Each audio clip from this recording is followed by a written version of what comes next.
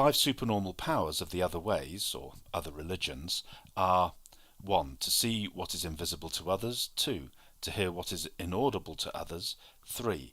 To see into the future and to know the past, 4. To know others' thoughts, 5. To appear at will in any place. So we can see that this is, if we can say, a standard list of supernormal or magical powers that we might come across in religious literature. But, he goes on, when a monk asked Master Rinzai, also known as Lin Chi, what were the supernormal powers and the Buddhist teachings on the supernormal powers, Rinzai answered, 1. In the realm of seeing, not to be deceived by form. 2. In the realm of hearing, not to be deceived by sounds. 3. In the realm of smelling, not to be deceived by odours. 4. In the realm of tasting, not to be deceived by tastes. 5. In the realm of thinking, not to be deceived by notions. That is the truly independent man. He goes on to say, these two versions clearly illustrate the difference between what followers of other ways consider to be the supernormal powers and the Buddhist teachings of the powers of a bodhisattva. The former assume a self that attains and possesses these powers, whereas in the bodhisattva it is the functioning of the not-self, or otherwise known as the true nature, the Buddha nature, which does not need to be attained, nor is bound by what has to be attained. So this is a very different take, and we can dive into this and have a look. And we may be sort of thinking, well, here I am, I'm a Zen practitioner. Why are we bothering looking at these lists of supernormal powers and bodhisattva supernormal powers and supernormal powers of other religions and magic and all this sort of stuff? Why are we looking at these things?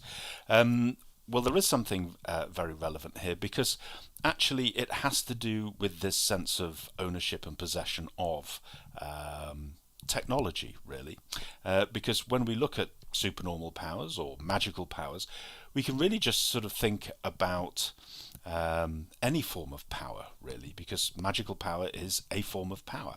It's a form of control over the environment, over oneself and over one's environment. And, as I like to say, if you go onto, into Amazon or to a bookshop like Waterstones, you go and have a look at the Mind, Body, Spirit section. It's a very large section, and there will be a lot of books in there about how to get control, such as how to stop smoking, how to win friends and influence people, how to succeed in business, how to have a fantastic memory, all sorts of things, really.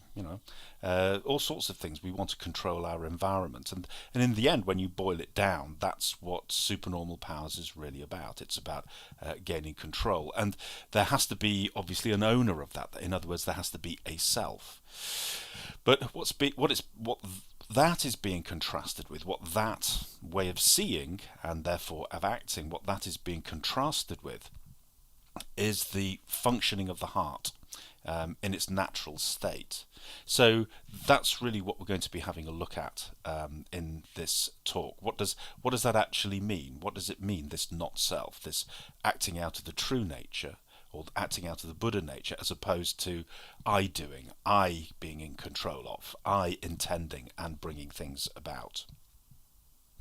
Well, I remember many, many years ago on a Zen retreat, a session, my own teacher, the late Master Dayu, also known as Myokyo-ni, she used to give, as all Zen masters do on sessions, gave regular interviews, and we were all expected to go for them. And for 3 out of the 5 days, they were compulsory for everybody. But on 2 of the days, they were optional. And on one of the optional days, very few people went on this particular time. And for the Teisho, for the talk that she actually gave, she admonished us all for that. She said, here you are, you're on a session, why aren't you coming for interview? Yes, I know it's optional, but you should be coming for interview, but you don't. Why is that? And she sort of answered her own question. And she said, the reason you don't come is not because you don't know the answer, it's because you don't understand it, and therefore you won't give it. And I thought, that is the most unreasonable thing that I have ever heard. Of course, if I knew what the answer was, I would go. But the truth is, actually, it is true. We often do know the answers. For example, people might be working on a koan, such as the famous "Does a dog have Buddha nature?" A monk once asked Master Joshu, "Does a dog have Buddha nature?" Master Joshu replied, "Moo." And everybody knows the answer to that. It's moo. It's no great shakes, it's no great secret. Point is, it can take a long, long time to have that answer accepted. And although we know the answer to it, we don't want to actually go and give it because we know full well that the master's probably going to say no, and we don't like that rejection, and so I avoid going.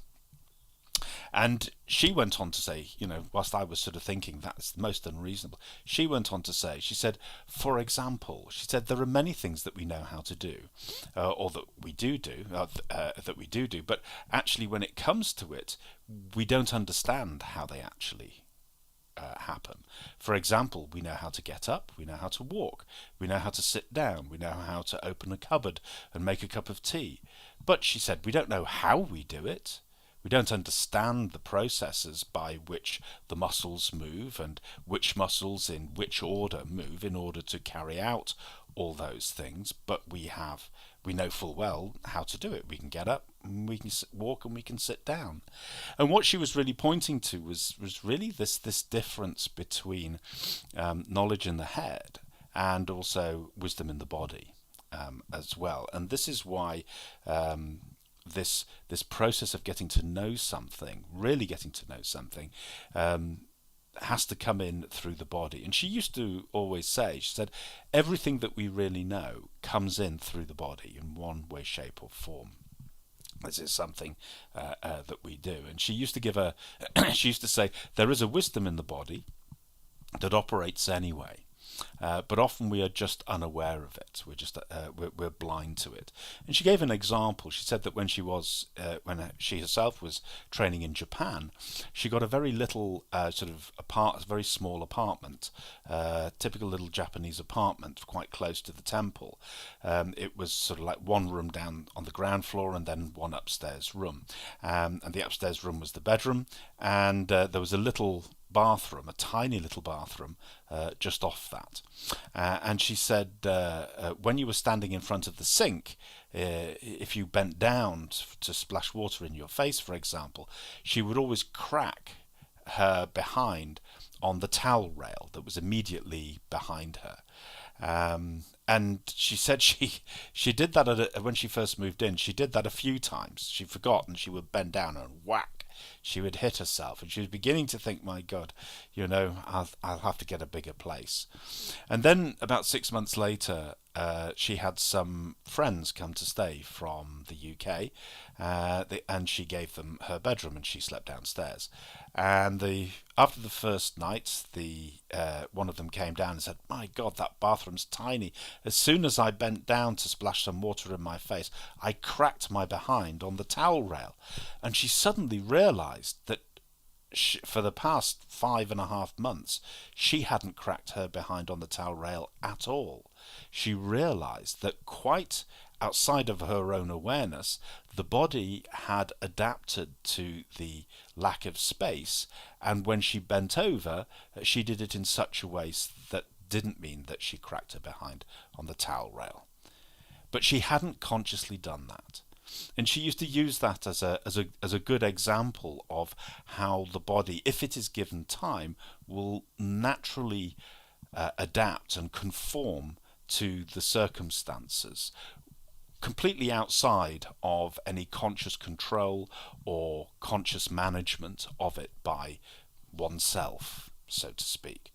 And this is really what Soka Morinaga is pointing to in this difference. Because if you look at those two lists, the supernormal powers of other ways are really magical powers, as we've said, reading other people's thoughts and, seeing invisible things and hearing inaudible things and so on and so on and so on. But the other list by Master Rinzai, really takes in the 6 sense bases, the 5 external physical senses, and also the 6th mental sense as well, and simply says, but not to be deceived by them. And again, it's rather like that nice story of the magician and the Zen master, and they're both in the employ of a great warrior, a sort of lord, and the magician is rather envious of the Zen monk because he seems to have the ear of the warlord a lot more than he himself does. And so he challenges the Zen monk, and in front of the warlord says, well, this man thinks that he knows a thing or two, but I also know a thing or two. I have supernormal powers. And so they happen to be passing a waterfall, and he stops and he jumps off his horse, and he walks up to the waterfall, and he makes a magical pass, and he walks through the waterfall, through the curtain of water, and he walks back out, and he's completely bone dry. And he climbs back on his horse, and the warlord looks at the Zen monk as if to say, and what can you do then? And so the Zen monk shrugs and jumps down off his horse. He walks up to the waterfall, walks through the curtain of water, walks back through the curtain of water, absolutely sopping wet, drenched. And the warlord is just about to draw his sword when the Zen monk walks right up to him laughing and said, so you see, my lord, when you walk through a waterfall, you get wet. He said, it's true, this man might be able to pull off a few tricks like this, but at the end of the day, he will die, and so will you. The power that my supernormal power is that I can say yes to all that, and I'm not afraid of it, and I can teach you the same. And the warlord, being wise also, realizes that that's probably a fairly good insurance for the inevitable.